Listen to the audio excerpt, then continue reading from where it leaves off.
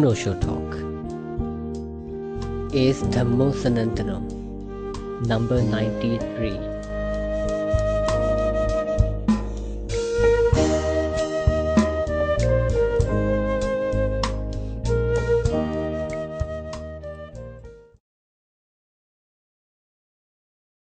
पहला प्रश्न, मैं तब तक ध्यान कैसे कर सकता हूं जब तक कि संसार में इतना दुख है, दरिद्रता है, दीनता है। क्या ऐसी स्थिति में ध्यान आदि करना निपट स्वार्थ नहीं है?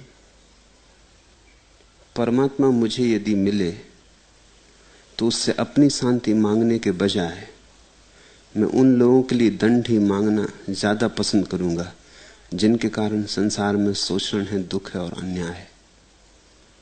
जैसी आपकी मर्जी।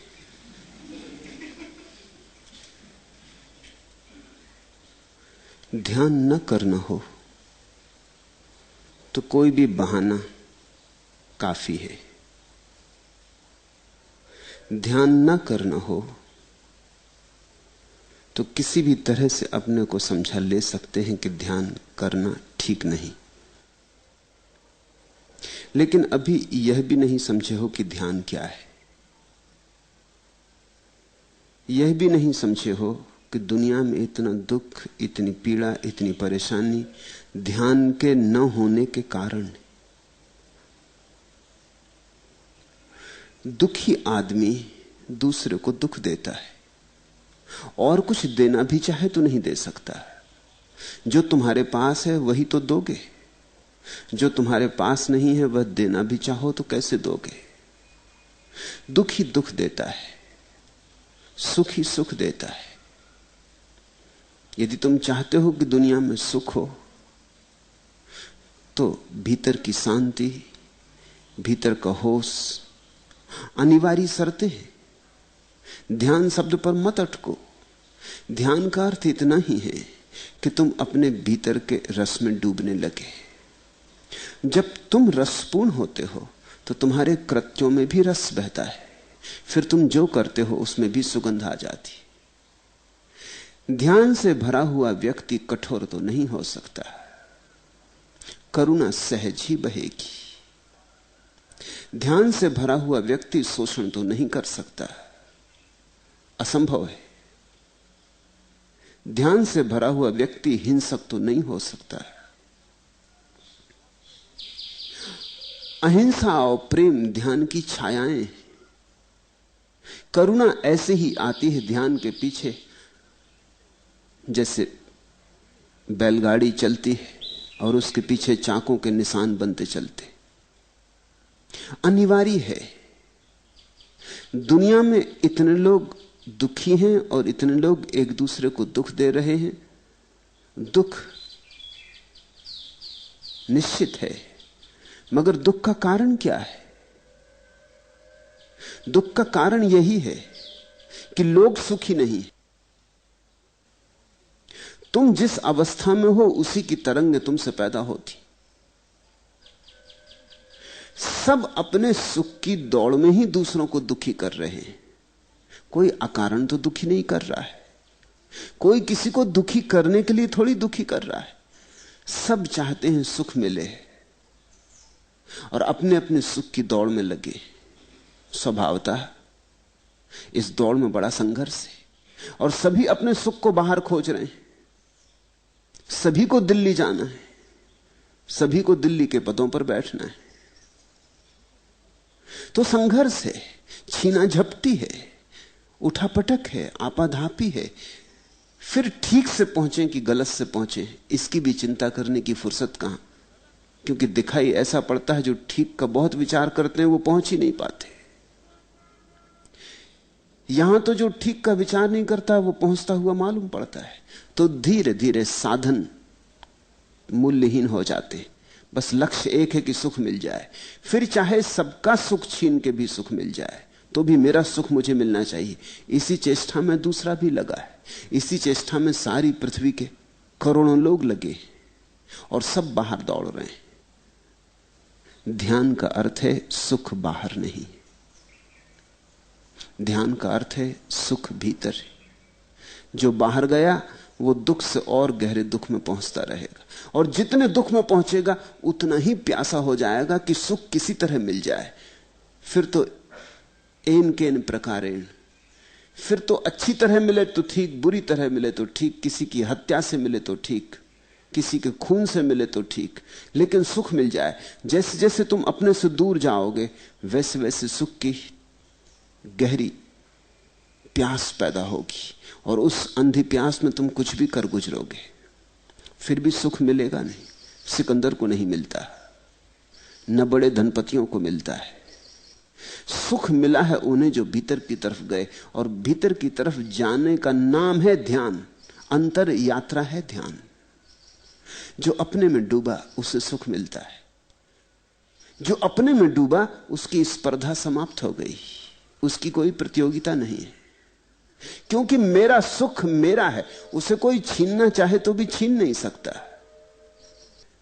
मेरा सुख मेरी ऐसी संपत्ति है जो मृत्यु भी नहीं छीन पाएगी।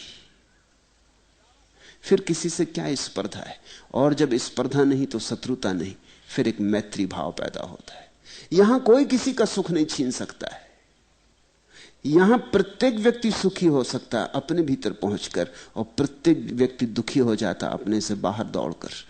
दुख यानी बाहर, सुख यानी भीतर।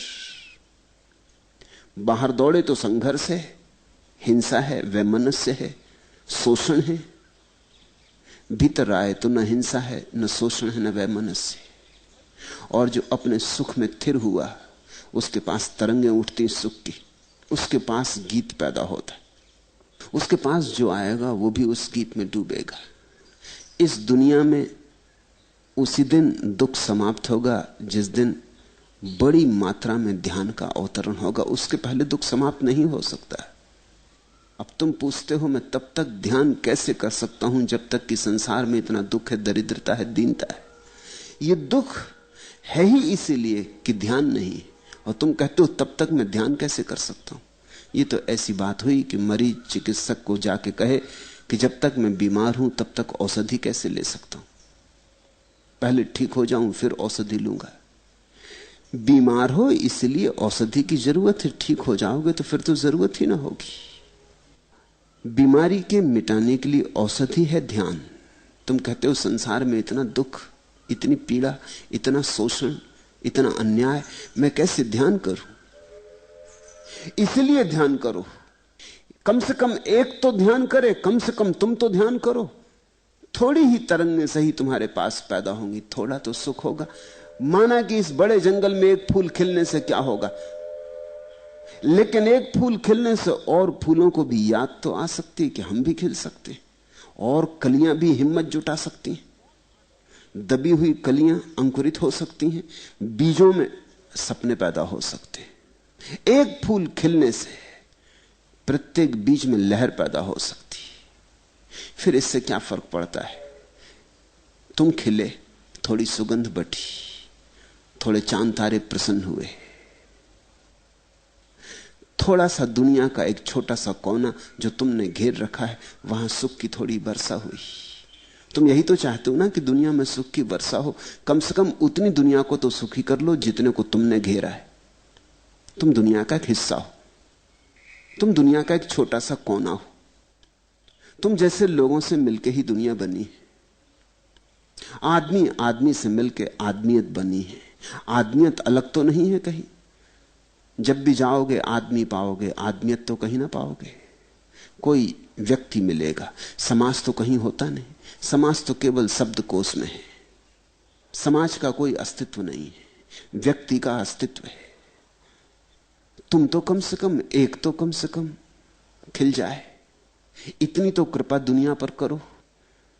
तुम्हारी इस कृपा से इतना होगा कि तुमसे जो दुर्गंध उठती नहीं उठेगी। अगर तुम्हें सच में लोगों पर दया आती है तो कम से कम उस दुर्गंध को तो रोक दो जो तुमसे उठती है। दूसरे पर तो तुम्हारा बस भी नहीं है। कम से कम तुम तो थोड़ी सुगंध दो। जितना तुम कर सकते हो उतना तो करो। तुम कहते हो वो भी मैं ना करूंगा क्योंकि दुनिया बहुत दुखी है, सारा गांव बीमार है। माना तुम भी बीमार हो, कम से कम तुम्हें दवा मिलती है, तुम तो इलाज कर लो। एक आदमी ठीक हो जाए तो दूसरे आदमियों को ठीक करने के लिए कुछ उपाय कर सकता है। सारा गांव सोया है, तुम भी सोए हो, कम से कम तुम तो जग जाओ। एक आदमी जग जाए तो दूसरों को जगाने की व्यवस्था कर सकता है। सोया आदमी तो किसी को कैसे जगाएगा? जागा हुआ जगा सकता है। ध्यान का अर्थ इससे अतिरिक्त और कुछ भी नहीं। फिर भी तुम्हारी मर्जी, तुम्हें लगता हो जब तक दुनिया सुखी ना हो जाएगी तब तक मैं ध्यान ना करूंगा, तो तुम कभी ध्यान ना करोगे। अनंत काल बीत जाएगा, तुम ध्यान ना करोगे, क्योंकि ये दुनिया कभी सुखी इस तरह होने वाली नहीं। तुम्हारे ध्यान करने से दुनिया के इस बड़े भवन की एक ईंट तो सुखी होती है, एक ईंट तो सोना बनती है, एक ईंट में तो प्राण आता है। इतनी दुनिया बदली, चलो इतना सही, बूंद बूंद से सागर भर जाता है। तुम एक बूंद हो, माना बहुत छोटे हो, लेकिन इतने छोटे भी नहीं जितना तुमने मान रखा है। आखिर बुद्ध एक ही व्यक्ति है, एक ही बूंद है, लेकिन एक का दिया जला तो फिर दिए से और हजारों दिए जले। ध्यान एक के चेतना में पैदा हो जाए तो वो लपट बहुतों को लगती है। सभी तो सुख की तलाश में है। जब किसी को जागा हुआ देखते हैं और लगता है कि सुख यहां घटा है तो उस तरफ दौड़ पड़ते हैं। अभी दौड़ रहे हैं जहां उन्हें दिखाई पड़ता है, सब दौड़ रहे हैं। यद्यपि वहां कोई सुख का प्रमाण भी नहीं मिलता, फिर भी और क्या कर रहे हैं, और कुछ करने को सूझता भी नहीं। सब धन की तरफ जा रहे हैं। तुम दुखी हो, तुम भी धन की तरफ जा रहे हो। देखते भी हो गौर से कि धनियों के पास कोई सुख दिखाई पड़ता नहीं, लेकिन करें क्या? कुछ न करने से तो बेहतर है कुछ करें, खोजें, शायद मिल जाए। सारे लोग दौड़ रहे हैं तो एकदम तो गलत ना होंगे, तो तुम भी भीड़ में सम्मिलित हो जाते हो। लेकिन जब कहीं किसी बुद्ध में, किसी क्राइस्ट में, किसी कृष्ण में तुम्हें सुख का दिया जलता हुआ दिखाई पड़ता, तब तो तुम्हारे लिए प्रमाण होता है। कोई जा रहा है या नहीं जा रहा ये सवाल नहीं, तुम जा सकते हो। अगर तुमने ये तय किया है कि जब सारी दुनिया सुखी हो जाएगी तब मैं ध्यान करूंगा, तो ध्यान कभी होगा ही नहीं। और तुम ये कहते हो कि क्या ऐसी स्थिति में ध्यान आदि करना निपट स्वार्थ नहीं है? स्वार्थ शब्द का अर्थ समझते हो? शब्द बड़ा प्यारा है लेकिन गलत हाथों में पड़ गया है। स्वार्थ का अर्थ होता है आत्मार्थ, अपना सुख। स्वा का अर्थ, तो मैं तो स्वार्थ शब्द में कोई बुराई नहीं देखता। मैं तो बिल्कुल पक्ष में हूं। मैं तो कहता हूं धर्म का अर्थ ही स्वार्थ है, क्योंकि धर्म का अर्थ स्वभाव है। और एक बात ख्याल रखना कि जिसने स्वार्थ साध लिया उससे परार्थ सधता है। जिससे स्वार्थ ही ना सधा उससे परार्थ कैसे सधेगा? जो अपना ना हुआ वो किसी और का कैसे होगा? जो अपने को सुख न दे सका वो किसको सुख दे सकेगा? इसके पहले कि तुम दूसरों को प्रेम करो, मैं तुम्हें कहता हूं अपने को प्रेम करो। इसके पहले कि तुम दूसरों के जीवन में सुख की कोई हवा ला सको, कम से कम अपने जीवन में तो हवा ले आओ। इसके पहले कि दूसरे के अंधेरे जीवन में प्रकाश की किरण उतार सको, कम से कम अपने अंधेरे में तो प्रकाश को निमंत्रित करो। इसको स्वार्थ कहते हो? चलो स्वार्थ ही सही, शब्द से क्या फर्क पड़ता है,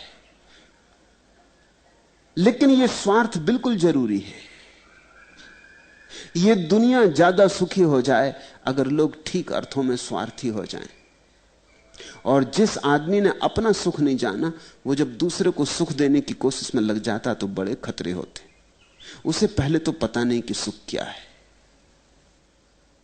वो जबरदस्ती दूसरे पर सुख थोपने लगता है जिस सुख का उसे भी अनुभव नहीं हुआ। तो करेगा क्या?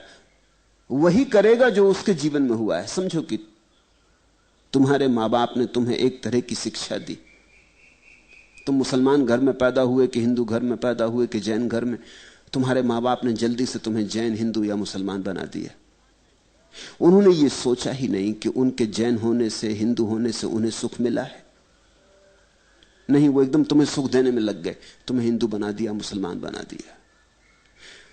तुम्हारे मां बाप ने तुम्हें धन की दौड़ में लगा दिया। उन्होंने ये सोचा भी नहीं एक भी बार कि हम धन की दौड़ में जीवन भर दौड़े, हमें धन मिला है, धन से सुख मिला है। उन्होंने जो किया था वही तुम्हें सिखा दिया, उनकी भी मजबूरी है, और कुछ सिखाएंगे भी क्या? जो हम सीखे होते हैं उसी की शिक्षा दे सकते हैं। उन्होंने अपनी सारी बीमारियां तुम्हें सौंप दी, तुम्हारी धरोहर बस इतनी ही है।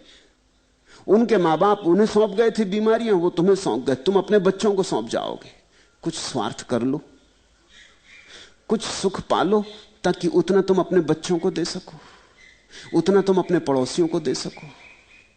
यहां हर आदमी दूसरे को सुखी करने में लगा है, और यहां कोई सुखी है नहीं।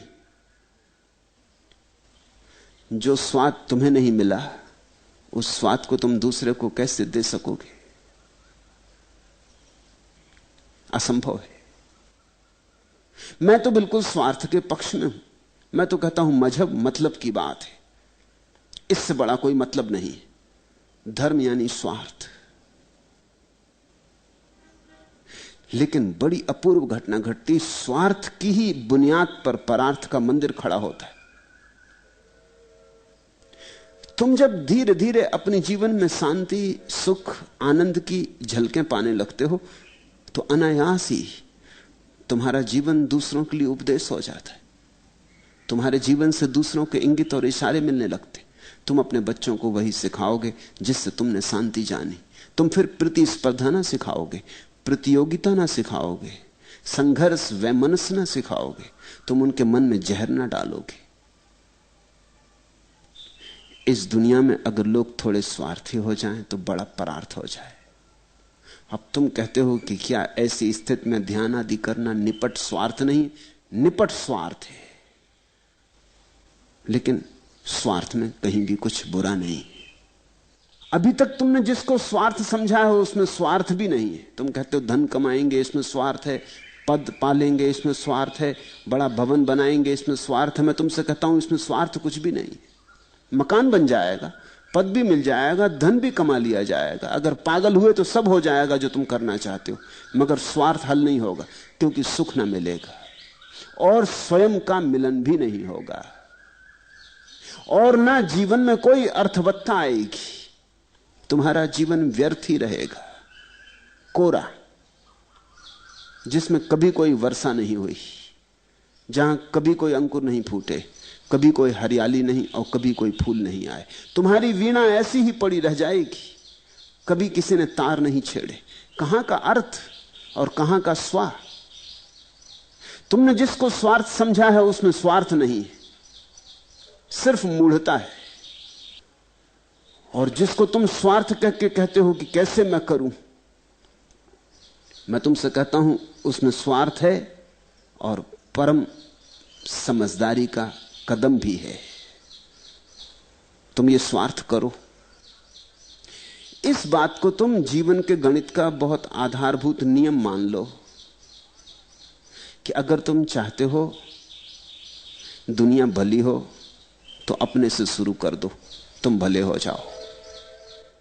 फिर तुम कहते हो परमात्मा मुझे यदि मिले भी तो उससे अपनी शांति मांगने की बजाय मैं उन लोगों के लिए दंड ही मांगना पसंद करूंगा जिनके कारण संसार में शोषण है, दुख है और अन्याय। क्या तुम सोचते हो तुम उन लोगों में सम्मिलित नहीं हो? क्या तुम सोचते हो वे लोग कोई और लोग हैं? तुम उन लोगों से भी तो पूछो कभी। वे भी यही कहते हुए पाए जाएंगे कि दूसरों के कारण। कौन है दूसरा? यहां किसकी बात कर रहे हो? किसको दंड दिलवाओगे? तुमने शोषण नहीं किया है, तुमने दूसरे को नहीं सताया है, तुम दूसरे की छाती पर नहीं बैठ गए हो, मालिक नहीं बन गए हो, तुमने दूसरों को नहीं दबाया है। तुमने वही सब किया है, मात्रा में भला भेद हो सकता है तुम्हारे शोषण की प्रक्रिया बहुत छोटे दायरे में चलती हो, लेकिन चलती। तुम जी ना सकोगे। तुम अपने से नीचे के आदमी को उसी तरह सता रहे हो जिस तरह तुम्हारे ऊपर का आदमी तुम्हें सता रहा है। ये सारा जाल जीवन का शोषण का जाल है।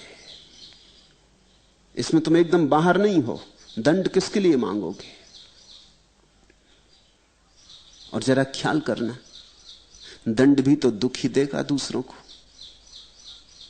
तो तुम दूसरों को दुखी ही देखना चाहते हो। परमात्मा भी मिल जाएगा तो भी तुम मांगोगे दंड ही, दूसरों को दुख देने का उपाय। तुम अपनी शांति तक छोड़ने को तैयार हो। मैंने सुना है, एक पुरानी अरबी कथा है। दो मित्र थे, एक अंधा और एक लंगड़ा, साथ रहते और साथ ही भीख मांगते। साथ रहना जरूरी भी था, क्योंकि अंधा देख नहीं सकता था, लंगड़ा चल नहीं सकता था। तो अंधा लंगड़े को अपने कंधे पर बिठाकर चलता था। भीख अलग अलग मांगी भी नहीं जा सकती थी। संग साथ में ही सार भी था, साझेदारी थी। फिर जैसे सभी साझेदारों में झगड़े हो जाते, कभी कभी उनमें भी झगड़े हो जाते थे। कभी लंगड़ा ज्यादा पैसे पर कब्जा कर लेता, कभी अंधा ज्यादा पैसे पर कब्जा कर लेता, कभी अंधा चलने से इंकार कर देता, कभी लंगड़ा कहता अभी आराम करना है, अभी मेरी आंख काम में ना आएगी। स्वाभाविक, जैसे सभी साझेदारियों में झगड़े होते, उनमें भी झगड़े हो जाते थे। एक दिन तो बात ऐसी बढ़ गई कि दोनों ने एक दूसरे को डट के पीटा। यह भी ठीक है, सभी धंधे में होता है। भगवान को बड़ी दया आई। पुरानी कहानी है, उन दिनों भगवान आदमी को ज्यादा समझता नहीं था। अब तो दया भी नहीं आती, क्योंकि आदमी ऐसा मूड है कि इस पर दया करने से भी कोई सार नहीं। ऐसी ही घटनाएं बार बार घटी और भगवान भी धीरे धीरे आदमी की मूढ़ता को समझ गया। अब इतने जल्दी दया नहीं करता। भगवान को बड़ी दया आई। भगवान ने सोचा कि अंधे को अगर आंखें और लंगड़े को अगर पांव दे दिए जाएं तो कोई एक दूसरे का आश्रित ना रहेगा, एक दूसरे से मुक्त हो जाएंगे और उनके जीवन में शांति होगी। भगवान प्रकट हुआ और उसने उन दोनों से कहा कि तुम वरदान मांग लो, तुम्हें जो चाहिए हो मांग लो। क्योंकि स्वभावतः भगवान ने सोचा कि अंधा आंख मांगेगा, लंगड़ा पैर मांगेगा, मगर नहीं, आदमी की बात पूछो ही मत। उन्होंने लंगड़े को दर्शन दिया, पूछा कि तू मांग ले, तुझे क्या मांगना है। लंगड़े ने कहा, भगवान उस अंधे को भी लंगड़ा बना दो। चौंके होंगे। फिर अंधे के सामने प्रकट हुए। अंधे ने कहा, प्रभु उस लंगड़े को अंधा बना दो। दोनों एक दूसरे को दंड देने में उत्सुक थे। इससे दुनिया बेहतर नहीं हो गई। अंधा लंगड़ा भी हो गया और लंगड़ा अंधा भी हो गया। हालत और खराब हो गई। शायद इसीलिए अब भगवान इतनी जल्दी दया नहीं करता और ऐसे आके प्रकट नहीं हो जाता और कहता नहीं कि वरदान मांग लो। बहुत बार करके देख लिया, आदमी की मूढ़ता बड़ी गहरी मालूम पड़ती। तुम कहते हो 20वीं सदी में अगर परमात्मा मेरे सामने प्रकट भी हो जाए तो मैं अपनी शांति मांगने की बजाय उनके लिए दंड मांगूंगा जिनके कारण दुनिया में दुख है। पहली तो बात, तुम्हारे कारण दुख है। फिर तुम सोचते भला हो कि दूसरों के कारण दुख है। उनके लिए दंड मांगने से क्या हल होगा? हो सकता है तुम्हें बड़ा नाराजगी है तुम्हारे दफ्तर में, जो तुम्हारा मालिक है वो बड़ा दबा रहा है और तुम्हें दबना पड़ रहा है। लेकिन तुम्हारे घर में तुम्हारी पत्नी बैठी, उसे तुम दबा रहे हो और उसे बड़ा दबना पड़ रहा है। तुम उसे समझाते हो कि पति तो परमात्मा है, सदियों से तुमने समझाया है, और वो जानती तुम्हें भली भांति कि अगर तुम परमात्मा हो तो परमात्मा भी दो कौड़ी का है। तुम्हारे साथ परमात्मा तक की बेइज्जती हो रही, तुम्हारी इज्जत नहीं बढ़ रही। तुम्हारे साथ परमात्मा के जुड़ने से परमात्मा तक की नौका डूबी जा रही। उसे तुम सता रहे हो सब तरह से, उसका तुमने सब तरह से शोषण किया है। अगर पत्नी से पूछेगा परमात्मा तो वो तुम्हारे लिए दंड की व्यवस्था करेगी। पत्नी कुछ नहीं कर सकती, अपने बच्चों को सता रही, उसके पास और कुछ उपाय नहीं है। वो किन्हीं भी बहानों से बच्चों को सताने में लगी, अच्छे अच्छे बहाने खोजती, बच्चों के भले के लिए ही उनको मारती। बच्चे भी जानते कि इससे भले का कोई लेना देना नहीं। आज पिताजी और माताजी में बनी नहीं है, इसलिए बच्चे सावधान रहते हैं कि आज झंझट, या तो इधर से पिटेंगे या उधर से पिटेंगे। अगर बच्चों से परमात्मा पूछे तो शायद वो अपनी मां को दंड दिलवाना चाहेगा। कौन बच्चा नहीं दिलवाना चाहता अपनी मां को दंड? दुष्ट मालूम होती। अगर एक एक से पूछने जाओगे तो तुम पाओगे हम सब जुड़े हैं। किसके लिए दंड दिलवाओगे? और दंड दिलवाने से क्या लाभ होगा? सभी को दंड मिल जाएगा। अंधे लंगड़े हो जाएंगे, लंगड़े अंधे हो जाएंगे, दुनिया और बदतर हो जाएगी। शायद इसी डर से भगवान तुम्हारे सामने प्रकट भी नहीं होता कि ऐसी हालत खराब है, अब और खराब करवानी। तुम अपनी शांति ना मांगोगे। किसी को यहां अपने सुख में रस नहीं मालूम होता, दूसरे को दुख देने में रस मालूम होता है, फिर भी तुम कहते हो दुनिया में दुख क्यों है? शायद तुमको लगेगा अपनी शांति मांगने में तो स्वार्थ हो जाएगा। तो मैं तुमसे कहता हूं, भले आदमी स्वार्थ हो जाने दो, अपनी शांति मांगो। कुछ हर्जा नहीं है इस स्वार्थ में। तुम अपनी मांग लो, दूसरों के सामने प्रकट होगा, वो अपनी शांति मांग लेंगे। ये दुनिया शांत हो सकती। और ध्यान का क्या अर्थ होता है? ध्यान का अर्थ होता है परमात्मा तो तुम्हारे सामने प्रकट नहीं हो रहा, आप ही कृपा करके परमात्मा के सामने प्रकट हो जाओ। ध्यान का इतना अर्थ होता है। परमात्मा तो प्रकट नहीं हो रहा, साफ है, शायद तुमसे डरता है, भय खाता है, बचता है, तुम जहां जाते हो वहां से निकल भागता है, तुमसे पीछा छुड़ा रहा है। लेकिन तुम इतने शांत हो कि परमात्मा के सामने प्रकट हो सकते हो। परमात्मा के सामने स्वयं को प्रकट कर देना ध्यान है, और अनायास वरदान की वर्षा हो जाती।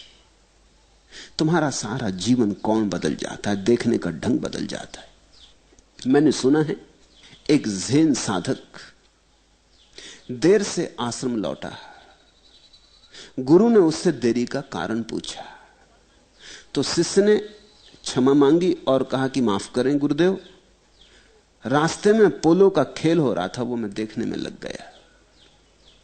गुरु ने पूछा कि क्या खिलाड़ी थक गए थे? शिष्य ने कहा जी हां, खेल के अंत तक तो बहुत थक गए थे। गुरु ने पूछा क्या घोड़े भी थक गए थे? शिष्य थोड़ा हैरान हुआ कि बात क्या पूछते हैं, मगर फिर उसने कहा घोड़े भी थक गए थे।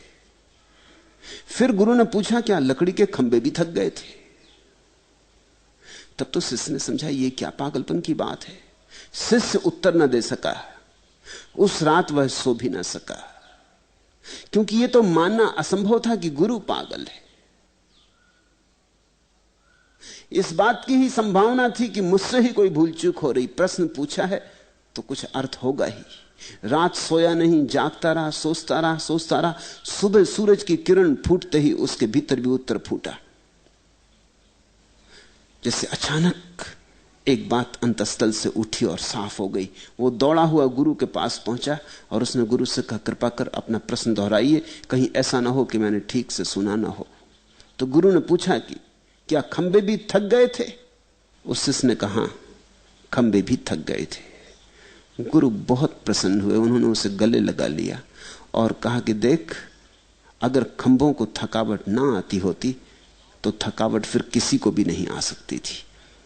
तेरा ध्यान आज पूरा हुआ। तूने आदमियों को थकावट आई, इसमें हां भर दी। घोड़ों को थकावट आई, इसमें तू थोड़ा झिझका। उसी सरलता से न कहा जितना तूने आदमियों के लिए कहा था। और जब मैंने खंभों की बात पूछी तो बिल्कुल अटक गया। उससे जाहिर हो गया कि तेरा ध्यान अभी पूरा नहीं हुआ है। जब ध्यान पूरा होता है तो करुणा समग्र हो जाती। आदमी ही नहीं थकते, घोड़े भी थकते, खंभे भी थकते। सारा अस्तित्व प्राणवान है, इसलिए सारा अस्तित्व थकता है। और सारे अस्तित्व को दया की जरूरत है। मगर ये तो ध्यान की परिणति है, ये उस स्वार्थ की परिणति है जिससे तुम बचना चाह रहे हो। ये उस परम स्वार्थ की अवस्था है जहां खंबे भी जो आमतौर से मुर्दा दिखाई पड़ते हैं वो भी जीवंत हो उठते हैं, जहां पत्थर और चट्टानें भी थकती हैं, जहां सारा अस्तित्व प्राणवान अनुभव होता है, जहां सारे अस्तित्व के साथ तुम एक तरह का तादात्म्य अनुभव करते हो, एकता अनुभव करते हो। मैं कल भवानी प्रसाद मिश्र की एक कविता पढ़ रहा था। यह कहानी तो मैंने तुमसे बहुत बार कही है, इसे उन्होंने कविता में बांधा है। ये कहानी प्यारी है, इसे समझना। अर्धोन मीलित नयन बुद्ध बैठे थे पद्मासन में। शिष्य पूर्ण ने कहा, जिस तरह प्राण व्याप्त त्रिभुवन में अथवा वायु निरभ्र गगन में जैसे मुक्त विचरता, मैं त्रिलोक में वैसा ही कुछ हे प्रभु घूमा करता। सैल शिखर नदियों की धारा पारावार तरु में, वचन आपके जहां कहीं जा पहुंचूं वहीं मरू में। विकल मानवों के मन जागे शांति प्रभा में, ऐसे सूर्योदय के साथ जाग जाते हैं सद्दल जैसे। पूर्ण ने कहा कि आपके वचनों की सुगंध फैलाता हुआ मरूं। बस यही एक आकांक्षा है। जैसे सूर्य के उगने पर हजार हजार कमल खिल जाते, ऐसे आपकी ज्योति को पहुंचाऊं और लोगों के हृदय कमल खिले। अर्धोन्मीलित नयन बुद्ध बैठे थे पद्मासन में।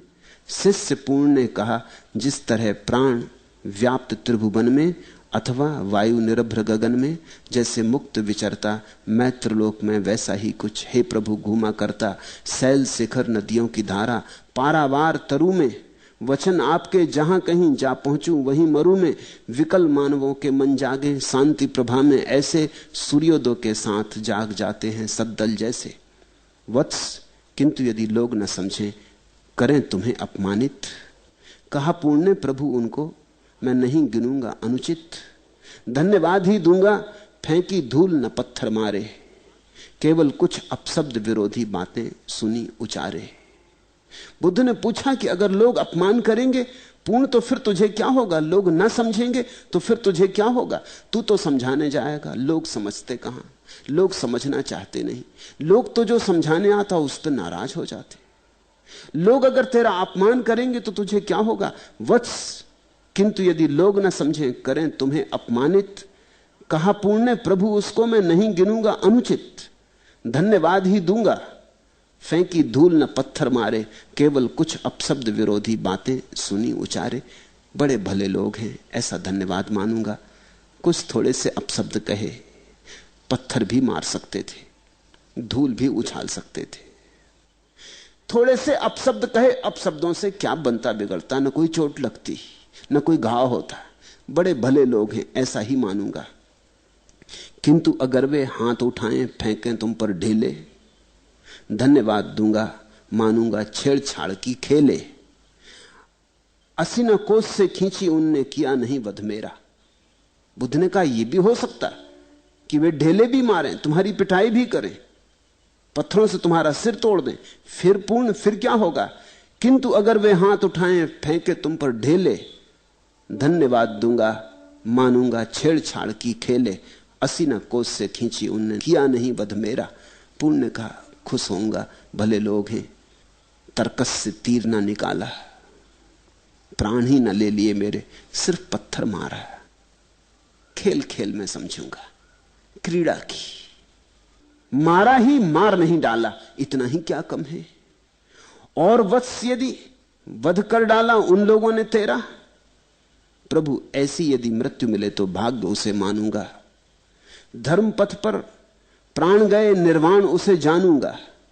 प्रभु ने अर्धोन्मीलित लोचन खोल पूर्ण को देखा, अधरों पर प्रस्फुटित हो उठी सहज स्नेह में रेखा। रखा शीश पर हाथ पूर्ण के, कहा वत्स तुम जाओ, निर्भय होकर विकल मनों में शांति प्रभा प्रकटाओ। जब पूर्ण ने कहा कि सिर्फ मारते हैं, मार ही नहीं डालते, तो बुद्ध ने पूछा और अगर वे मार ही डालें फिर तुझे क्या होगा पूर्ण? तो उसने कहा धर्म के पथ पर अगर मर जाऊं तो इससे शुभ और मृत्यु क्या होगी? प्रभु ऐसी यदि मृत्यु मिले तो भाग्य उसे मानूंगा। धर्म पंथ पर प्राण गए निर्वाण उसे जानूंगा। प्रभु ने अर्धोन्मीलित नोचन खोल पूर्ण को देखा, अधरों पर प्रस्फुटित हो उठी सहज स्नेह में रेखा। रखा शीश पर हाथ पूर्ण के, कहा वत्स तुम जाओ, निर्भय होकर विकल मनों में शांति प्रभा प्रगटाओ।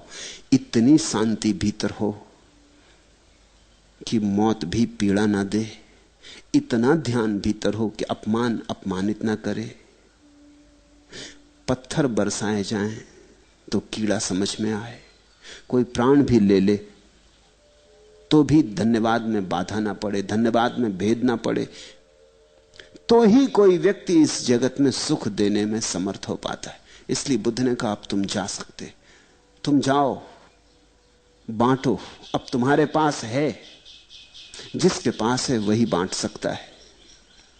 ध्यान का क्या अर्थ होता है? ध्यान का अर्थ होता है जो संपदा तुम लेकर आए हो इस जगत में, जो तुम्हारे अंतरतम में छिपी है, उसे उघाड़ कर देख लेना, पर्दे को हटाना, अपनी निजता को अनुभव कर लेना।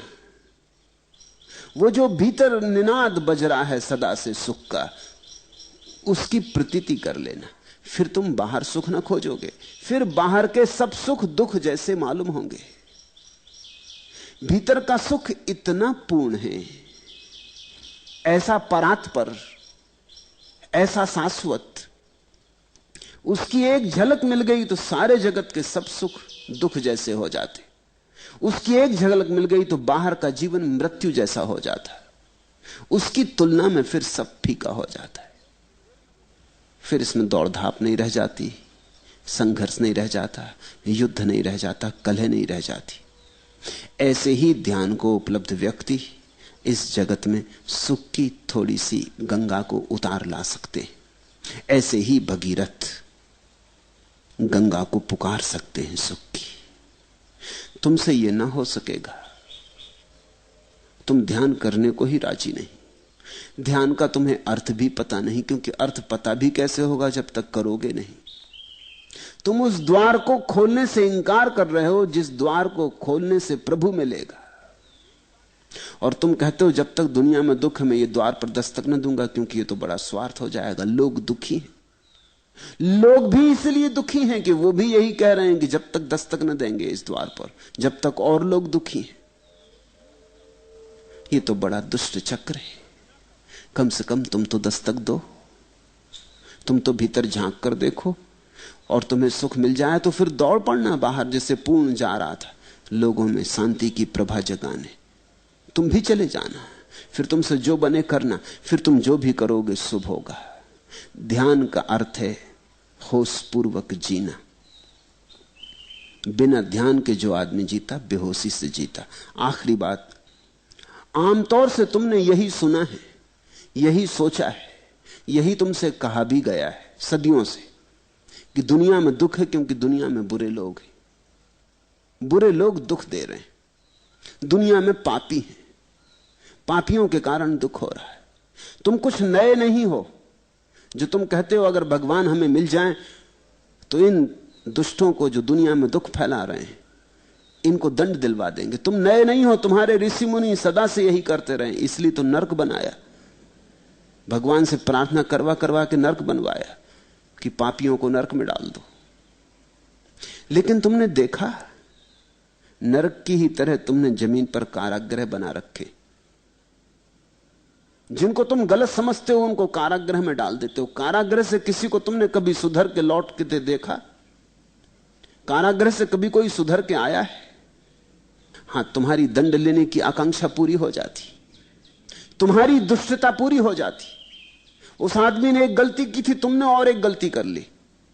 उस आदमी ने समझो कि किसी की हत्या की थी और समाज ने उससे बदला ले लिया। समाज के तरफ से प्रतिनिधि बैठा है अदालत में, मजिस्ट्रेट, उसने उसे फांसी दिलवा दी। लेकिन फांसी देने से क्या फर्क हुआ? जहां एक आदमी मरा था वहां दो आदमी मरे। एक भूल दूसरी भूल से तो घटती नहीं, दुगनी हो जाती। जहां थोड़ा सा कालख थी वहां और दुगनी कालख हो गई। एक आदमी ने कुछ भूल चूक की थी, तुमने सजा दे दी, 5 साल जेल में डाल दिया। तुमने कभी देखा कि जेल से लौट के कभी भी कोई सुधरा है? जेल से लौट के और बिगड़ के आ जाता है, क्योंकि जेल में और पुराने दादाओं से मिलन हो जाता। दादा गुरु वहां बैठे पुराने निष्णात, वो सब बता देते हैं कि तू पकड़ा कैसे गया, तेरे से ये भूल हो गई, अब दोबारा ऐसी भूल मत करना। जिस वजह से दंड दिया है उसको थोड़ी भूल समझते हैं वहां कारागृह में बैठे लोग। पकड़े जाने को भूल समझते। मेरे एक शिक्षक थे, बहुत प्यारे आदमी थे, उनकी बात मैं कभी नहीं भूलता। मुसलमान थे, वो सदा सुपरिंटेंडेंट होते थे स्कूल में परीक्षाओं के, सबसे बुजुर्ग शिक्षक थे। पहली दफे ही जब वो सुपरिंटेंडेंट थे और मैंने परीक्षा दी तो उनकी बात मुझे जची। वो आए अंदर, उन्होंने कहा कि मुझे तुम चोरी करो, नकल करो, कुछ भी करो, इससे मुझे फिक्र नहीं, पकड़े भर मत जाना। पकड़े गए तो सजा पाओगे, पकड़े गए तो मुझसे बुरा कोई भी नहीं। अब तुम खुद ही सोच लो। मुझे चोरी से कोई ऐतराज ही नहीं है। चोरी से क्या ऐतराज, जब तक नहीं पकड़े गए तब तक तुम मजे से करो।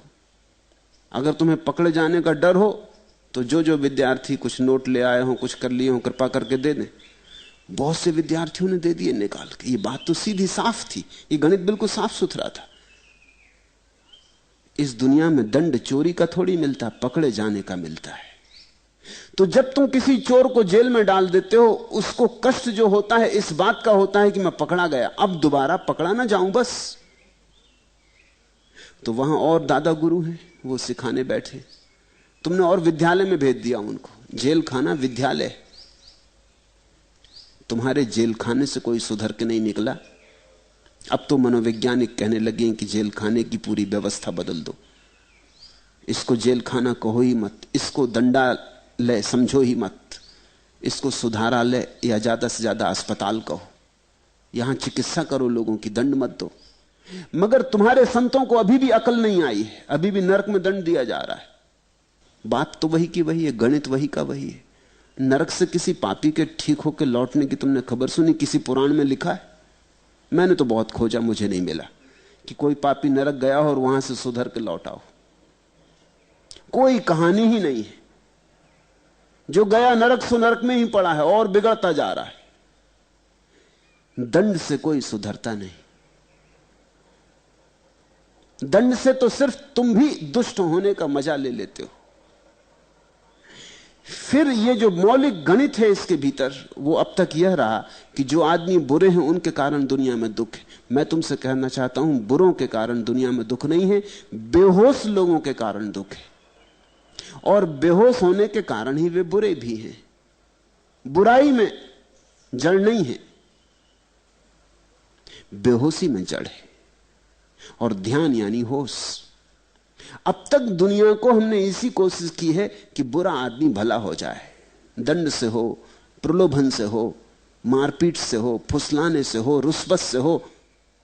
तो नरक का भय दिखलाते हैं, स्वर्ग की रुस्वत दिखलाते।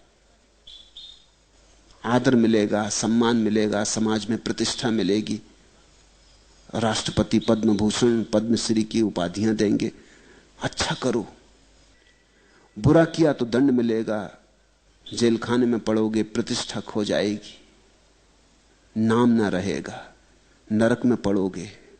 तो दंड और लोभ, भय और प्रलोभन, इनके आधार पर हम आदमी की बुराई से उठाने की कोशिश करते रहे। यह कोशिश सफल नहीं हुई। दुनिया बुरी से बुरी होती चली गई। इस कोशिश की बुनियादी बात में कहीं भूल है, जड़ में भूल है। मेरा विश्लेषण कुछ और है। मेरा मानना ऐसा नहीं कि दुनिया में बुरे आदमियों के कारण दुख है। मेरा मानना ऐसा है कि दुनिया में बेहोश आदमियों के कारण दुख है। बेहोश आदमी ही दुख दे सकता है। क्यों? क्योंकि जिसे होश आ जाए उसे तो यह भी होश आ जाता है कि दो दुख और मिलेगा दुख। कौन अपने को दुख देना चाहता है? सिर्फ बेहोश आदमी दुख दे सकता है, क्योंकि उसे यह पता नहीं कि दुख का उत्तर फिर और बड़ा दुख होके आता है। जैसे छोटे बच्चे रास्ते से गुजरते हो, कुर्सी का धक्का लग गया तो गुस्से में आ जाते, कुर्सी को थापड़ जमा देते। थापड़ से कुर्सी को चोट लगती कि नहीं उसका तो कुछ पता नहीं, उनके हाथ को चोट लगती, मगर वो बड़े प्रसन्न हो जाते हैं कि दंड दे दिया। तुम जब भी किसी को दुख दे रहे हो तुम बचकानी बात कर रहे हो, इसका उत्तर आएगा। मैंने सुना है एक छोटी सी बड़ी प्यारी कहानी। सम्राट अकबर की एक बेगम थी जोधाबाई। अकबर, जोधाबाई और बीरबल एक सुबह नदी तट पर घूमने को गए। जोधाबाई आगे थी, बीरबल बीच में था, अकबर सबके पीछे था। अकबर को शरारत सूझी, उसने बीरबल की कमर में चिकौटी काट ली। बीरबल को गुस्सा तो बहुत आया, लेकिन चुप रहा। सोचने लगा क्या करूं। कुछ कदम आगे चलकर बीरबल ने जोधाबाई की कमर में चिकौटी काट ली। जोधाबाई ने क्रोध में एक तमाचा बीरबल के मुंह पे जड़ दिया। बीरबल ने उसी प्रकार एक जोरदार तमाचा पीछे आ रहा अकबर के मुंह पे जड़ दिया। अकबर आग बबूला होकर बोला, बीरबल ये क्या हिमाकत है, गुस्ताखी माफ जिल्ले इलाही। बीरबल ने कहा, आपने जो चिट्ठी भेजी थी उसका जवाब आया। जवाब आते,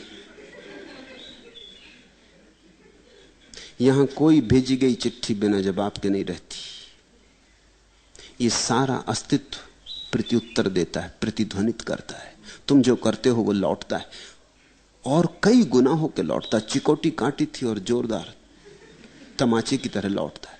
चाहे तुम सोच भी ना पाओ कि मेरी चिकोटी से इसका कोई संबंध है, लेकिन संबंध है। यही तो कर्म का पूरा सिद्धांत है। दुख दो और दुख पाओगे, फिर दुख पाओगे तो और दुख देने को उत्सुक हो जाओगे, और दुख दोगे और दुख पाओगे, फिर तो इसका जाल कहीं टूटेगा नहीं। संसार में दुख घना होता जाता, इसीलिए बुरे आदमी के कारण दुख नहीं है, बेहोश आदमी के कारण दुख है। नीति समझाती है कि बुरा आदमी भला हो जाए, धर्म समझाता है बेहोश आदमी होश में आ जाए। नीति और धर्म का यही भेद है। नैतिक आदमी जरूरी नहीं धार्मिक हो, लेकिन धार्मिक आदमी जरूरी रूप से नैतिक होता है। नैतिक आदमी हो सकता है ना ईश्वर को माने ना ध्यान को माने। आखिर रूस में भी नैतिक आदमी है, चीन में भी नैतिक आदमी है, नास्तिक भी नैतिक हो सकता है। नैतिक होने के लिए धार्मिक होने की कोई जरूरत नहीं, लेकिन धार्मिक आदमी अनैतिक नहीं हो सकता। धर्म की पकड़ और गहरी है। धर्म के साथ नीति अपने आप आती है, नीति के साथ धर्म अपने आप नहीं आता। फिर नीति में तो एक तरह का दमन होता है। तुम अच्छे होने की कोशिश करते हो, किसी तरह रोक थाम के अपने को अच्छा भी बना लेते हो, लेकिन भीतर भीतर तो बुराई की आग जलती रहती, भीतर तो वही रोग उफनते रहते, भीतर तो वही मवाद इकट्ठी होती रहती। चोरी तुम भी करना चाहते हो लेकिन कर नहीं पाते, बेईमानी तुम भी करना चाहते हो लेकिन घबराते हो। दुनिया में 100 ईमानदारों में 99 इसलिए ईमानदार होते हैं कि बेईमानी करने के कारण पकड़े जाने का भय है। ईमानदार नहीं है, सिर्फ पकड़े जाने का भय है। अगर कोई आश्वस्त कर दे कि कोई भय नहीं, तुम करो, तो वो करने को तत्पर हो जाएंगे। इसलिए ऐसा हो जाता है कि जब कोई आदमी सत्ता में नहीं होता तब तक ईमानदार होता है, क्योंकि तब तक पकड़े जाने का डर होता है। जैसे ही सत्ता में पहुंचता है, धीरे धीरे पकड़े जाने का डर समाप्त हो जाता। कौन पकड़ेगा? आप तुम प्रधानमंत्री हो गए कि राष्ट्रपति हो गए, अब तुम्हें कौन पकड़ेगा? अब तो तुम कानून की छाती पे बैठ गए, अब तो हर चीज तुम्हारे नीचे हो गई। तो धीरे धीरे जैसे जैसे उसको समझ में आने लगता है कि अब तो सब चीज मेरे हाथ में, वैसे वैसे सारे रोग जो भीतर दबे थे बाहर आने लगते। हर सत्ताधिकारी बेईमान हो जाता है, धोखेबाज हो जाता है। इसलिए तुम हैरान होते हो कि आखिर ये क्यों होता है कि अच्छे लोगों को हम भेजते हैं सत्ता में, अच्छे के कारण ही भेजते हैं, चुनाव में वोट देते हैं कि आदमी अच्छा है, भला है। फिर ये हो क्या जाता है? पद पर पहुंचते ही आदमी धीरे धीरे बदल क्यों जाता है? कब बदल जाता है? कैसे बदल जाता है? इसकी बदलाहट का राज इतना ही, वो अच्छा था नैतिक आधार पर, अच्छा था क्योंकि बुरे होने में नुकसान था, अच्छा था क्योंकि बुरे होने में भय था, अच्छा था क्योंकि अच्छे में ही लाभ था। अब सत्ता में पहुंच गया, अब उसे दिखाई पड़ता है अब अगर बुरा हो जाऊं तो खूब लाभ है, अब अच्छे होने में ज्यादा लाभ नहीं है, अब अच्छे होने में तो हानि है। अगर सत्ता में पहुंच के अच्छा बना रहा तो न धन इकट्ठा कर पाऊंगा, न शक्ति इकट्ठी कर पाऊंगा, न दुश्मनों से बदला ले पाऊंगा, ना आगे तक के लिए अपना इंतजाम कर पाऊंगा, ना मेरे बच्चे भी आगे जाके सत्ता में बैठे रहें इसकी व्यवस्था जुटा पाऊंगा, तो अब तो अच्छे रहने में कोई लाभ नहीं है। वो अच्छा था लाभ के कारण, अब बुरे होने में लाभ है, और लाभ उसका मूल आधार था। तो जब लाभ अब बुरे होने में है तो बुरा हो जाना ही सहज तर्कयुक्त बात है। इसलिए दुनिया में सभी सत्ताधिकारी बुरे हो जाते, और आदमी सदा से यही सोचता रहा कि मामला क्या हो जाता है। हम भेजते हैं समाज सेवकों को, आखिर में सब बात बदल जाती। जो समाज सेवा करते थे, गरीबों की सेवा करते थे, ऐसा करते थे, वैसा करते थे, सत्ता में पहुंचते ही सब भूल जाते, शोषण शुरू कर देते। जिनके खिलाफ लड़के पहुंचे थे वही करना शुरू कर देते। सत्ता सभी को एक सा कर डालती। क्यों? क्योंकि अधिकतर आदमी धार्मिक नहीं है, नैतिक है। नैतिक आदमी का कोई भरोसा नहीं। मैंने सुना है मुल्ला नसरुद्दीन एक लिफ्ट में सवार था, एक महिला भी सांस सवार थी, एक सुंदर महिला। नसरुद्दीन ने उससे कहा कि अगर आज रात मेरे पास रुक जाओ तो 5,000 रुपए दूंगा। वो महिला तो एकदम नाराज हो गई। उसने कहा मैं अभी पुलिस को बुलाती हूं, तुमने इस तरह की बात कही कैसे? नसरुद्दीन ने कहा तो कोई बात नहीं, 10,000 ले लेना। 10,000 सुन के महिला ढीली पड़ गई, उतना तमतमायापन न रहा। और नसरुद्दीन ने कहा कुछ फिक्र न कर, पैसे की कोई कमी नहीं, 15,000 दूंगा। उस महिला ने जल्दी से नसरुद्दीन का हाथ अपने हाथ में ले लिया। नसरुद्दीन ने कहा और अगर 15 रुपए दूं तो चलेगा? तो महिला तो बहुत आग बबूला हो गई। उसने कहा तुमने समझा क्या है मुझे? नसरुद्दीन ने कहा वो तो मैं समझ गया, तू भी समझ गई, मैं भी समझ गया कि तू कौन है। अब तो मोल भाव करना है। 15,000 में राजी है, तू कौन है ये तो हम समझ गए।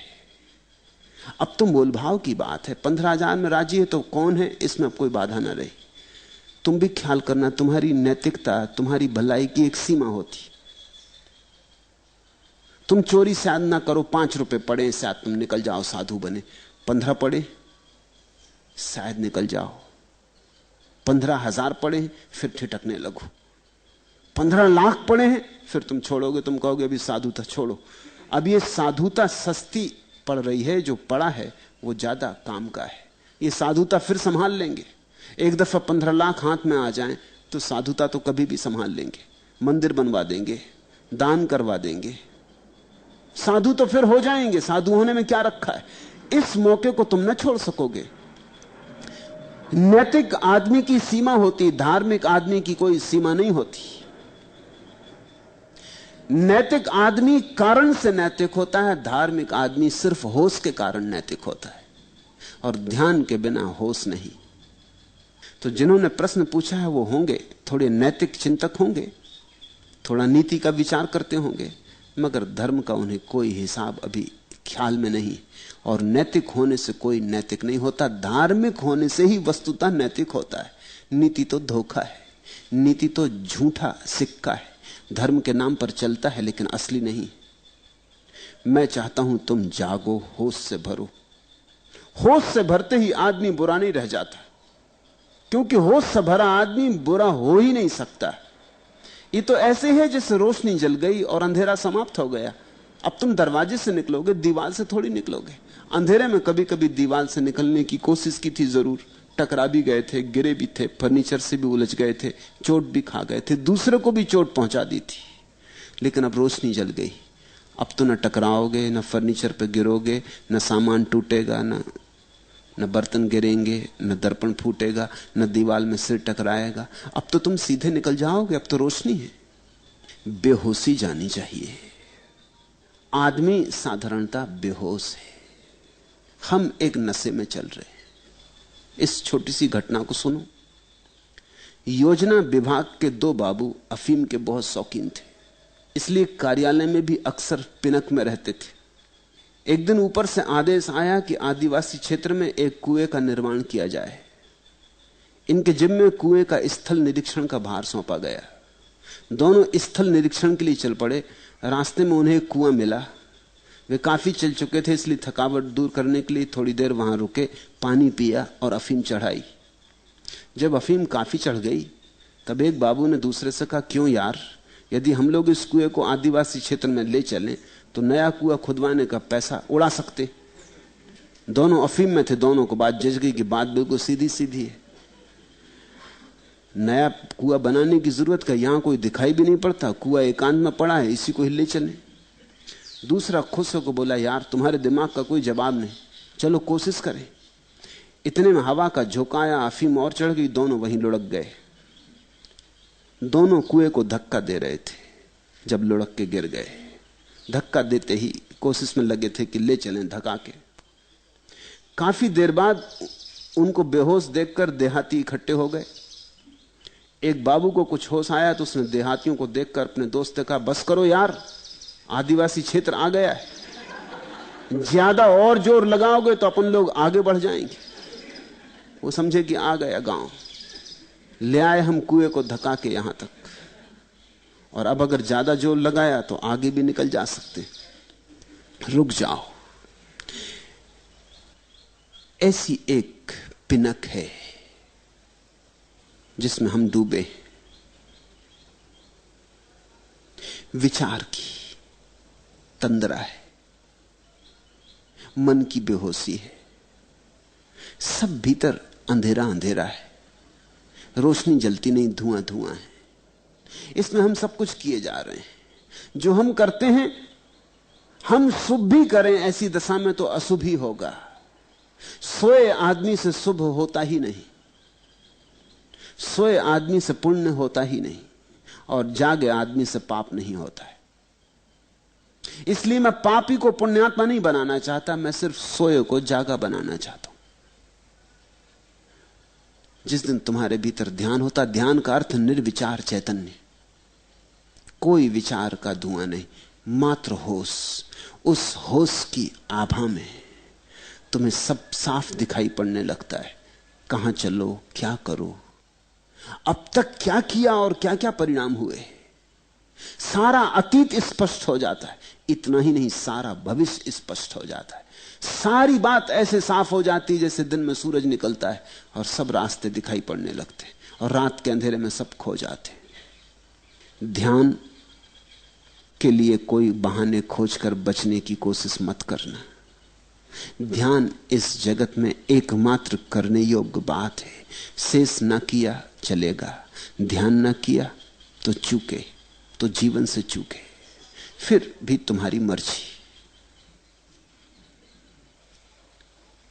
दूसरा प्रश्न, प्रत्येक कामना अपना प्रतिपक्ष लिए क्यों आती है? उसका विभाजित रहना क्या अनिवार्य है? और क्या कोई अखंड और अविभाजित कामना संभव नहीं है? यह कामना क्या है? पहले तो कामना क्या है? कामना का अर्थ है जो हूं, जैसा हूं वैसा ठीक नहीं हूं, जहां हूं वहां संतुष्ट नहीं हूं, कहीं और हूं, कुछ और हूं, किसी और ढंग से हूं। कामना का अर्थ है यह जगह मेरी जगह नहीं, कोई और जगह मेरी जगह है। ये जो मेरा जीवन है ये मेरा जीवन नहीं, कोई अन्य जीवन मेरा जीवन है। कामना का अर्थ है जो है उससे अतृप्ति, और जो नहीं है उसकी आकांक्षा। कामना का मौलिक स्वर असंतोष है, और जिसको कामना से मुक्त होना हो उसे संतोष के पाठ सीखने पड़ते हैं। जो जैसा है उससे राजी है, जहां है उससे राजी है, जिसका राजीपन पूरा है, जो कहता है कि ठीक, जितना मिलता उतना भी क्या कम है, जो मिलता उतना भी क्या कम है, मिलता है यही क्या कम है। ऐसे जिसके जीवन में भीतर एक संतोष का संगीत बजता है, उसकी कामना विसर्जित हो जाती। कामना असंतोष का शोरगुल है। तो जो मकान है तुम्हारे पास उससे मन राजी नहीं, बड़ा मकान चाहिए। जिसके पास बड़ा है उसका बड़े से राजी नहीं, उसे और बड़ा चाहिए। और इतना बड़ा मकान कभी हुआ ही नहीं जिससे कोई राजी हुआ हो। जो सुंदर है वो अपने सौंदर्य से राजी नहीं, जो स्वस्थ है वो अपने स्वास्थ्य से राजी नहीं, किसी बात से हम राजी नहीं। नाराज रहना हमारा स्वभाव हो गया है। हर चीज हमें काटती है और हमें लगता है इससे बेहतर हो सकती है, इससे बेहतर हो सकती है। बस इसी से कामना पैदा होती, कल्पना से कामना पैदा होती। पशु पक्षी प्रसन्न है क्योंकि कल्पना नहीं है।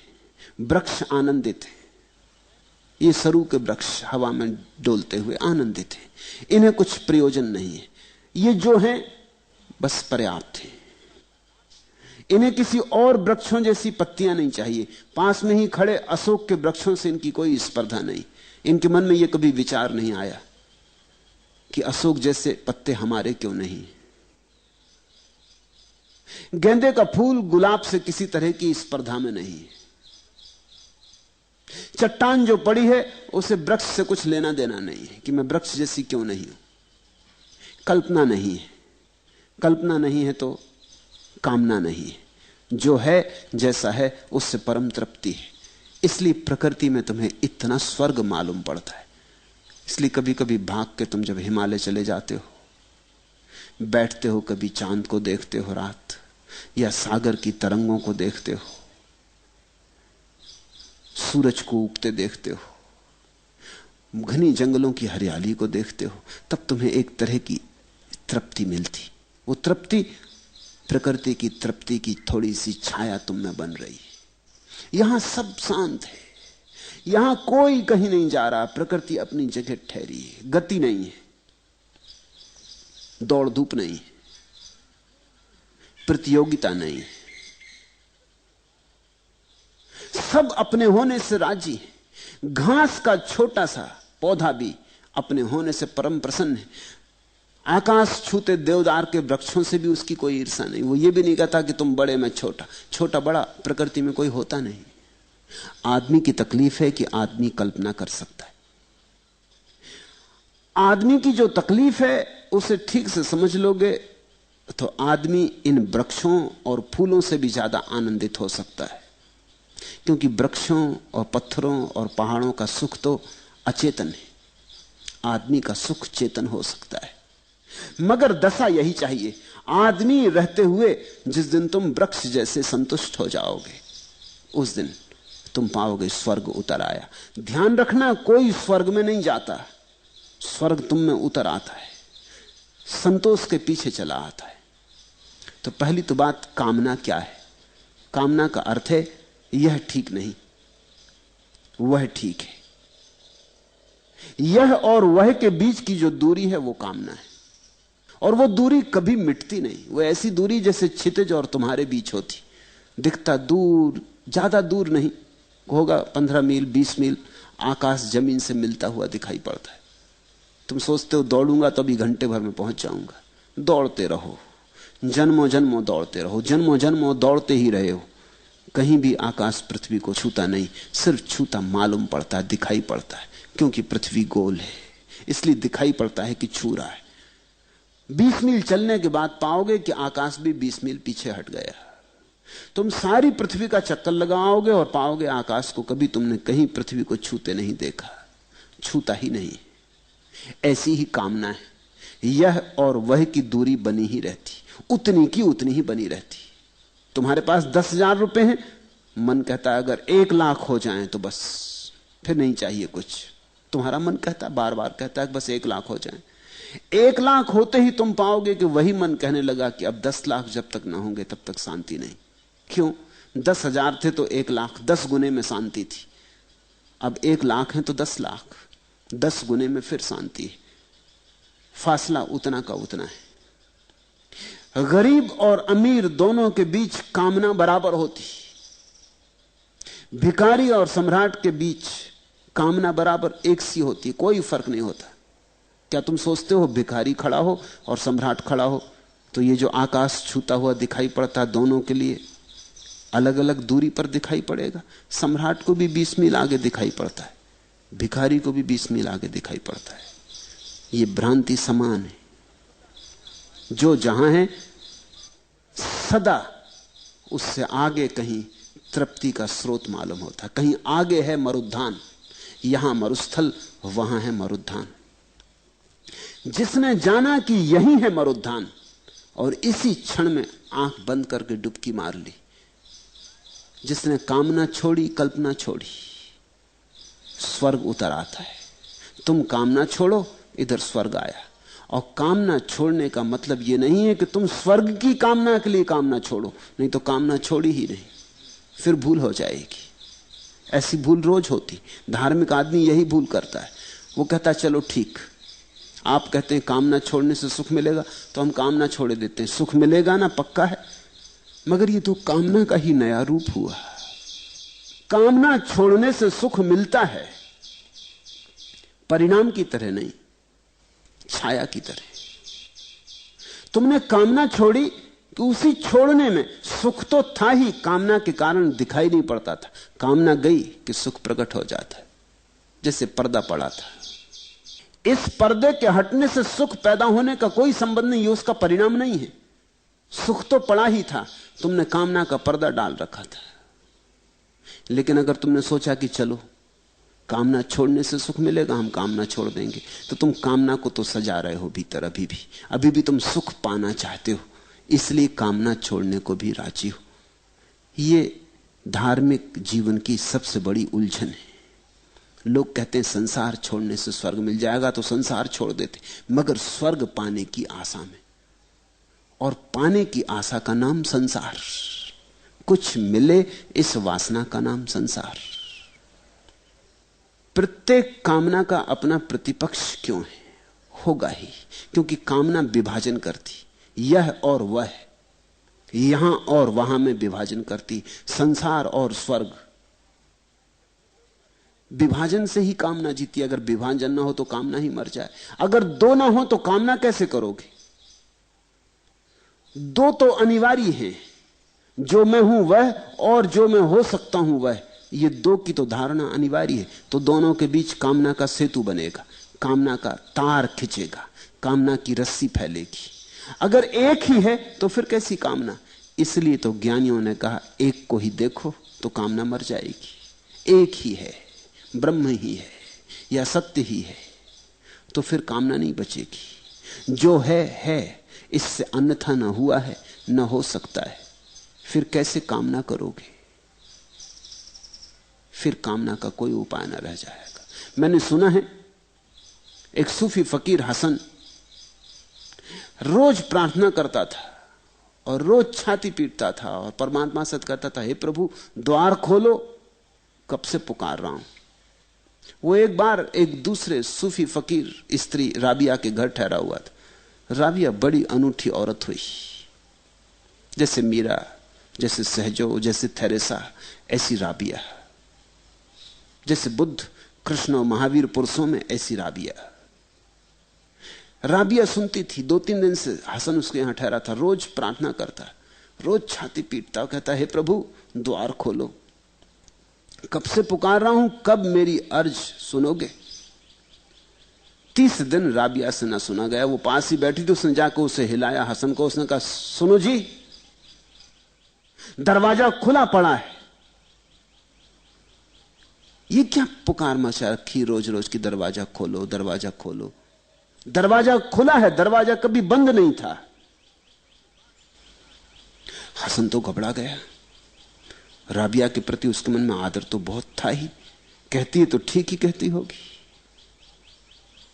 तो हसन ने पूछा, फिर मुझे खुला क्यों नहीं दिखाई पड़ता?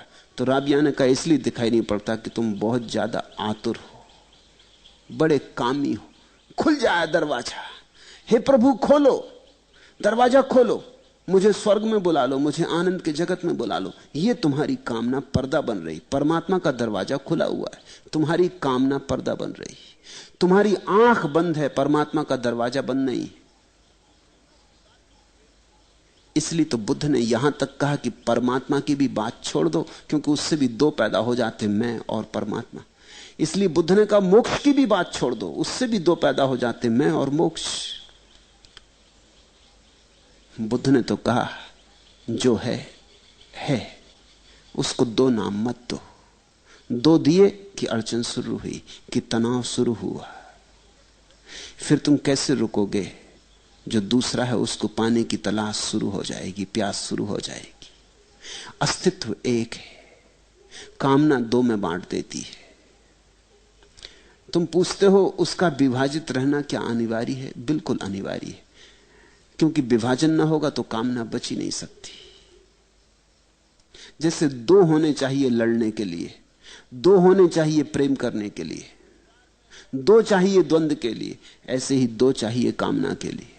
और दो की तो बात छोड़ो, हमने तो अनेक कर लिए, इसलिए हमारे कामना के घोड़े सभी दिशाओं में दौड़े जा रहे हैं। और क्या कोई अखंड और अविभाजित कामना संभव नहीं? नहीं, अखंड और अविभाजित कामना संभव नहीं, क्योंकि जहां तुम अखंड और अविभाजित हुए वहां कामना न रह जाएगी। जहां कामना आई वहां तुम खंडित हो गए और विभाजित हो गए। सुना है मैंने, दक्षिण भारत के एक अपूर्व साधु हुए सदाशिव स्वामी। कुछ दिन पहले मैंने तुमसे उनकी कहानी कही थी कि अपने गुरु के आश्रम में एक पंडित को आया देख उससे विवाद में उलझ गए थे। उसके सारे तर्क तोड़ डाले थे, उसे बुरी तरह खंडित कर दिया था, पंडित को तहस नहस कर डाला था। पंडित बहुत ख्याति नाम था। तो सदाशिव सोचते थे कि गुरु पीठ थपकाएगा और कहेगा कि ठीक किया, इसको रास्ते पर लगाया। लेकिन जब पंडित चला गया तो गुरु ने सिर्फ इतना ही कहा, सदाशिव अपनी वाणी पर कब संयम करोगे? क्यों व्यर्थ बोलना? इससे क्या मिला? ये सब बकवास थी, कब चुप होगे? और सदाशिव ने गुरु की तरफ देखा, चरण छुए और कहा कि आप कहते हैं कब? अभी हुआ जाता हूं। और वो चुप हो गए, फिर जीवन भर मौन रहे। ये उन्हीं की घटना है। उन्होंने जीवन भर मौन रहने की साधना स्वीकार कर ली थी। मौन थे और नग्न रहते और चुप। बड़ी झंझटें आती थी। एक तो मौन, बोलते नहीं, और नग्न घूमते। समाधि उनकी निरंतर लगी रहती थी, मस्त ही रहते थे अपनी मस्ती में। एक दिन भूल से एक मुसलमान सरदार के शिविर में चले गए। मस्ती में जा रहे थे, नाचते। शिविर बीच में पड़ गया होगा तो पड़ गया, कोई शिविर के लिए गए नहीं थे। स्त्रियों ने डरकर चीख लगा दी। कोई नंगा मस्ती में नाचता हुआ चला आ रहा है, उनसे मुझे कोई पागल है। नग्न साधु को घुसा देखकर सरदार भी क्रोध में आ गया। उसने तलवार उठा ली और हमला कर दिया। सदाशिव का एक हाथ कट के नीचे गिर गया, लेकिन सदाशिव के आनंद में कोई बाधा ना पड़ी। हाथ कट के गिर गया, लहू बहने लगा, लेकिन नाच जारी रहा। जैसे नाचते आए थे वैसे ही नाचते चलने वापस लौटने लगे। सरदार हैरान हुआ, दुखी भी हुआ। ये मस्ती, ऐसी मस्ती कभी देखी ना थी। और हाथ कट जाए और पता ना चले, ऐसी मस्ती। किसी और लोक में था यह आदमी। आंखों में देखा तो जैसे इस लोक में था ही नहीं, कहीं और। इसकी चेतना जैसे देह में थी ही नहीं। दुखी हुआ, पैरों पर गिर पड़ा, क्षमा मांगने लगा। सदाशिव हंसने लगे। सरदार ने कहा, उपदेश दें। वो तो मौन थे, उपदेश दे नहीं सकते थे। तो उन्होंने रेत पर अंगुली से एक छोटा सा वचन लिख दिया। जो वचन लिखा वो था, जो चाहते हो वह मत करो, तब तुम जो चाहोगे कर सकोगे। जो चाहते हो वह मत करो, तब तुम जो चाहोगे कर सकोगे। बड़ी अनूठी बात लिख दी। जो जो कामना कर रहे हो वो मत करो, तब तुम जो जो कामना करते हो वो मिल जाएगा। ये बड़ी अजीब बात हो गई, मगर ऐसा ही है।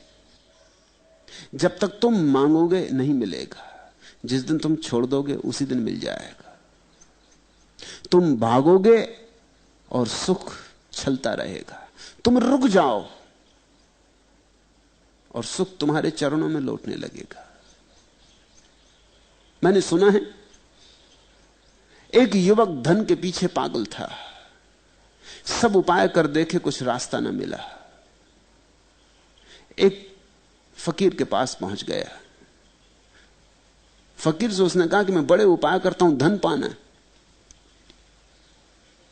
लेकिन धन मिलता नहीं, क्या करूं? और जब फकीर के पास वो गया था तब गांव का सबसे धनी आदमी फकीर के पैर दाब रहा था। तो उसने कहा, ये मामला क्या है? मैं धन के पीछे दीवाना हूं, धन मुझे मिलता नहीं, तुम सब छोड़ छाड़ के यहां बैठे हो, ये धनी आदमी तुम्हारे पैर क्यों दाब रहा है? तो उस फकीर ने कहा, ऐसे ही होता है, तुम धन की फिक्र ना करो तो धन तुम्हारे पैर दाबेगा। तो उसने कहा, ये किसी ने मुझे अब तक बताया नहीं, चलो यही करेंगे। 2-3 साल बाद आया और हालत खराब हो गई थी, बड़ा नाराज हो गया, कहने लगा कि किस तरह की बात बता दी, मैंने धन की फिक्र छोड़ दी तो जो पास था वो भी चला गया, आने की तो बात ही रही। मैं बार बार देखता हूं कि अब आएगा कोई धनी आदमी, पैर दाबेगा, अब लक्ष्मी आएगी और पैर दाबेगी, कोई पता नहीं चलता। उस फकीर ने कहा, ये बार बार देखने के कारण ही लक्ष्मी नहीं आ रही।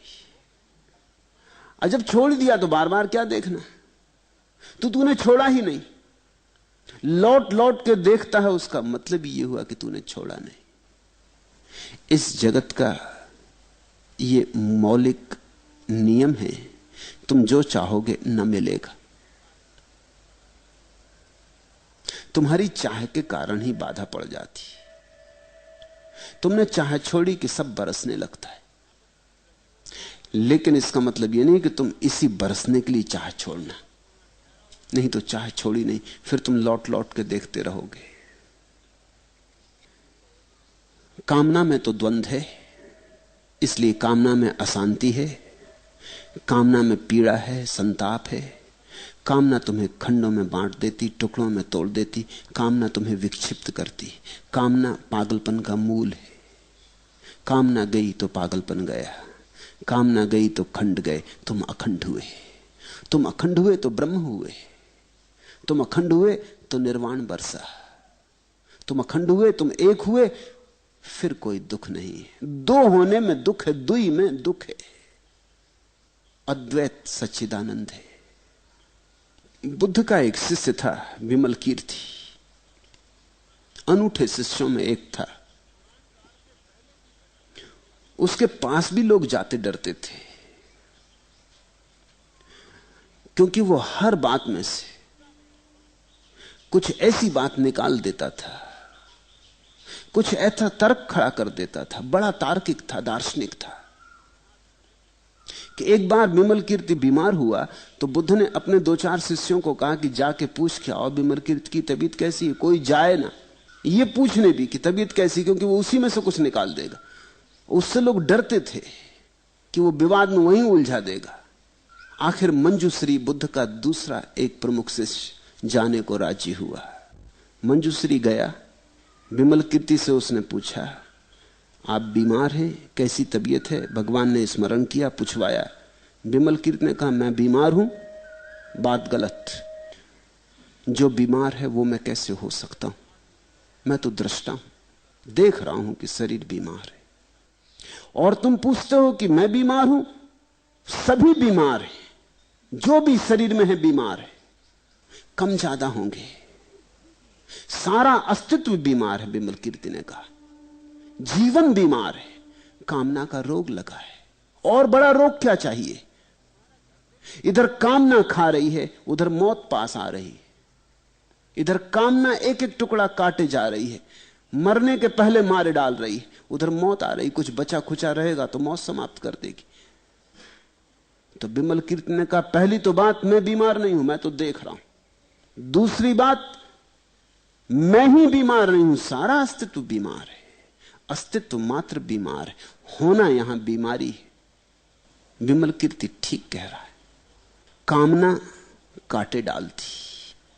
तुम कामना की तलवार से अपने को कितना काट रहे हो, कितना दुख पा रहे हो।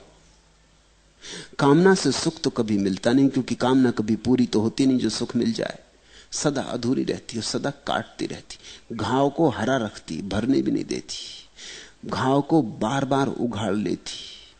एक कामना किसी तरह छूटती तो 10 पैदा हो जाती। ये कामना का ज्वर, बीमारी। जीवन बीमार है कामना से। कामना की पूर्णाहुति मृत्यु में होती, लेकिन तब तुम चूक गए। मरने के पहले अगर तुम कामना को मार डालो तो तुम अमृत को उपलब्ध हो जाओगे। कामना मृत्यु में ले जाती, निष्काम चित्त अमृत को उपलब्ध हो जाता। आखिरी प्रश्न,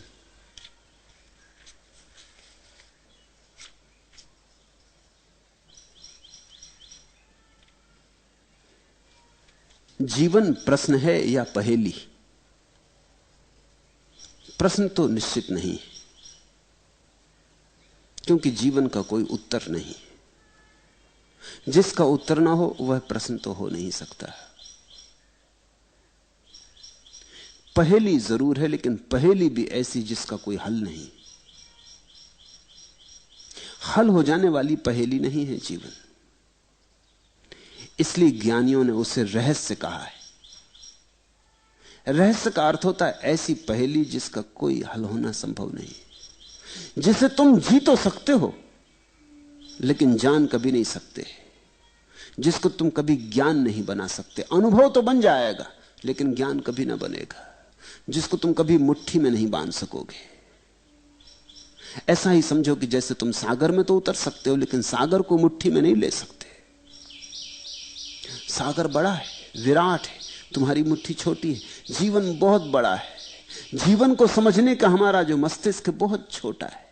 यह मस्तिष्क डुबकी लगा सकता है जीवन के सागर में, रस विभोर हो सकता है, लेकिन जीवन को कभी हल न कर पाएगा। यही तो दर्शन और धर्म में फर्क है। जैसा मैंने तुमसे कहा, नीति और धर्म में फर्क है।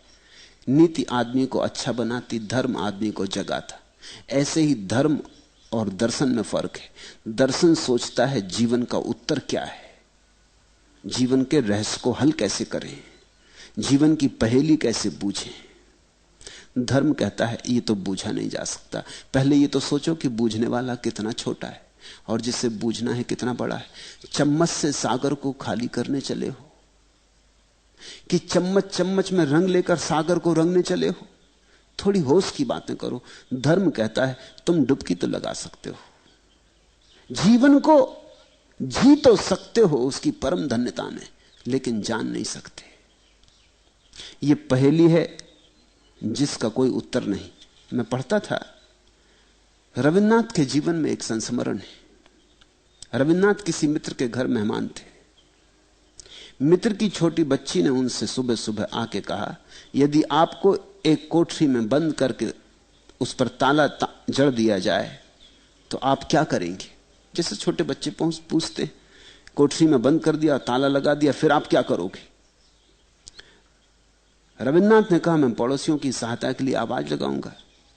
पर लड़की बोली, छोड़िए, वह बात तो करिए ही मत। कोठरी ऐसी जगह है जहां कोई पड़ोसी है ही नहीं।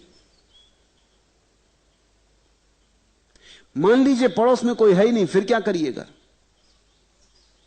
रविन्द्रनाथ सोच में पड़ गए। बोले, तब मैं किवाड़ों को तोड़ने की कोशिश करूंगा। लड़की हंसी, बोली, उसने कहा, यह नहीं चलेगा, किवाड़ लोहे के बने।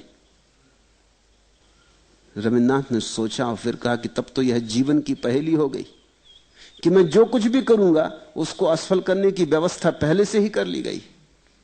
जीवन ऐसी पहेली है।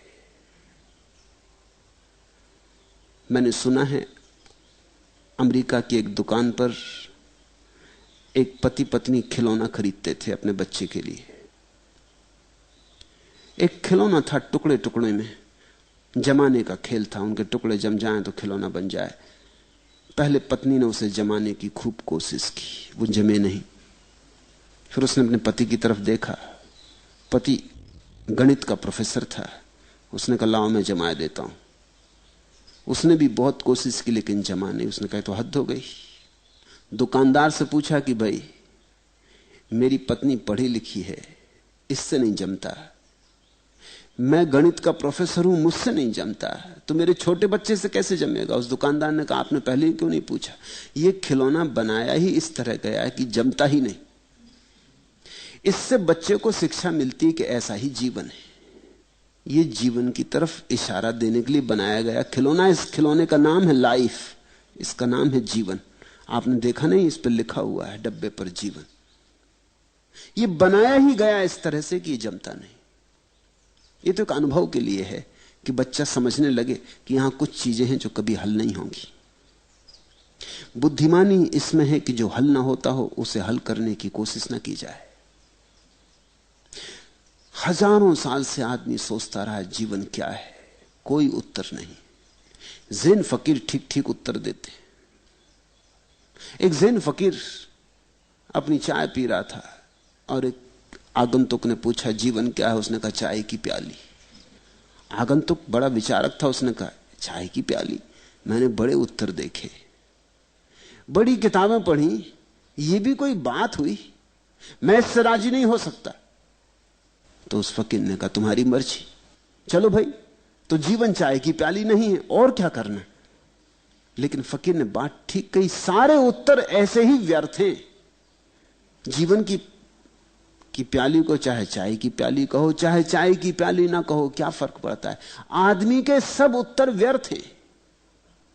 आदमी उत्तर खोज नहीं पाया, आदमी उत्तर खोज नहीं पाएगा, क्योंकि बुद्धि छोटी है, अस्तित्व विराट है।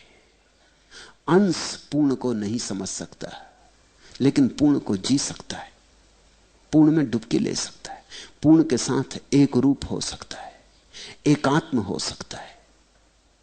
ध्यान का अर्थ इतना ही होता है कि हम जीवन को सुलझाने की व्यर्थ कोशिश में ना पड़े, हम जीवन को जीने की चेष्टा में संलग्न हो जाएं।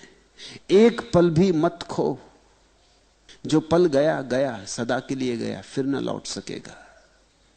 प्रत्येक पल को जीवन के उत्सव में संलग्न कर दो, प्रत्येक पल को जीवन की प्रार्थना में लीन कर दो, प्रत्येक पल को जीवन की डुबकी में समाहित कर दो। डूबो, जियो, उत्तर मत खोजो। उत्तर नहीं है। तुम पूछते हो कि क्या जीवन प्रश्न है या पहेली? प्रश्न तो बिल्कुल नहीं, अन्यथा दर्शन शास्त्र से उत्तर मिल गए होते। पहेली भी ऐसी कि जिसका कोई उत्तर नहीं है।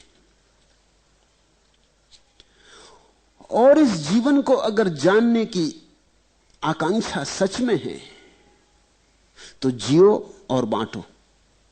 जितना रस ले सको लो और जितना रस दे सको दो, क्योंकि जितना दोगे उतना ही मिलेगा। कंजूस की तरह इस जीवन की तरफ दृष्टि मत रखना, तिजोरी में बंद करने की कोशिश मत करना, बांटो। मैंने सुना है एक बार एक सतत प्रवाही नदी और बंद घेरे में आबद्ध तालाब में कुछ बातें हुई। तालाब ने नदी से कहा तू व्यर्थ ही अपनी जल संपत्ति को समुद्र में फेंके जा रही है। इस तरह एक दिन निश्चय ही तू चुक जाएगी, समाप्त हो जाएगी। अपने को संभाल, अपने जल को रोक, संग्रहित कर। तालाब की यह सलाह एक व्यवहारिक आदमी की सलाह थी, लेकिन नदी थी वेदांती। उसने कहा तुम भूल गए हो, तुम भूल कर रहे हो, तुम्हें जीवन का सूत्र ही विस्मरण हो गया है। देने में बड़ा आनंद है, ऐसा आनंद जो कि रोकने में नहीं है। जब कभी मैंने रोका तो मैं दुखी हुई हूं, और जब मैंने दिया तब सुख खूब बहा है। जितनी मैं बही हूं उतना सुख बहा है। और यह मत सोचना कि मैं सागर को दे रही हूं, मैं अपने सुख के कारण दे रही हूं। स्वांतः सुखा है। देना ही मैंने जीवन जाना है।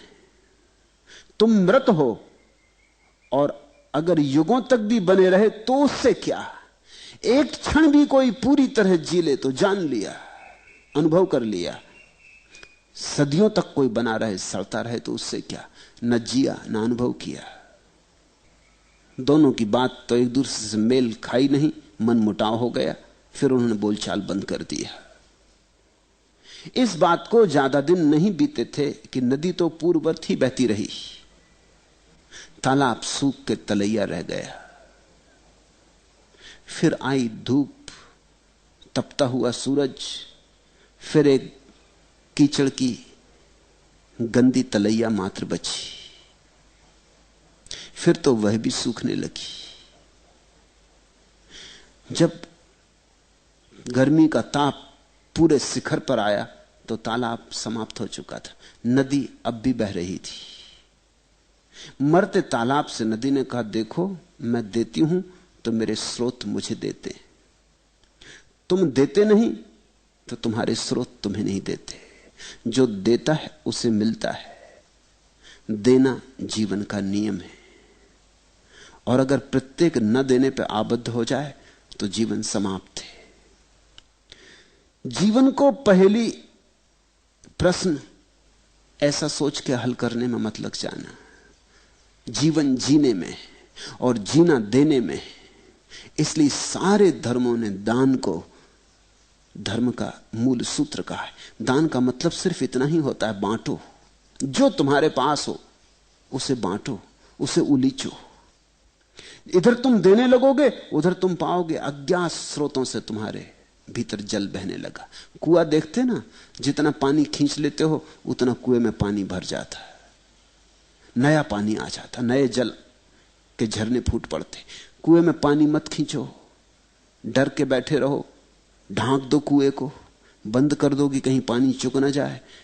कभी समय पर काम पड़ेगा तो कुआं सड़ जाएगा। और धीरे धीरे झरने जब बहेंगे नहीं तो सूख जाएंगे, उन पर मिट्टी जम जाएगी, पत्थर बैठ जाएंगे, झरने अवरुद्ध हो जाएंगे। जीवन को जानना है तो जियो। जीवन में ही जीवन है, जीने में जीवन है। जीवन को संज्ञा मत समझो, जीवन को क्रिया समझो। और दो, बांटो। इसको प्रश्न मान के आंख बंद करके हल करने की कोशिश मत करना। नाचो, गाओ, गुनगुनाओ, सम्मिलित हो। ये जो विराट उत्सव चल रहा है परमात्मा का, इसमें भागीदार हो। जितनी तुम्हारी भागीदारी होगी उतना ही तुम पाओगे, उतना ही तुम समझोगे, उतना ही तुम अनुभव करोगे। फिर भी मैं तुमसे दोहरा दूं कि यह ज्ञान कभी ना बनेगा। ऐसा ना होगा कि तुम एक दिन कह सको मैंने जान लिया। ऐसा कभी नहीं होता। ये इतना बड़ा है कि हम जानते रहते जानते रहते जानते रहते फिर भी चुकता नहीं। ये अशेष बना रहता है, ये शेष ही रहता है, कभी समाप्त नहीं होता है। आज इतना ही।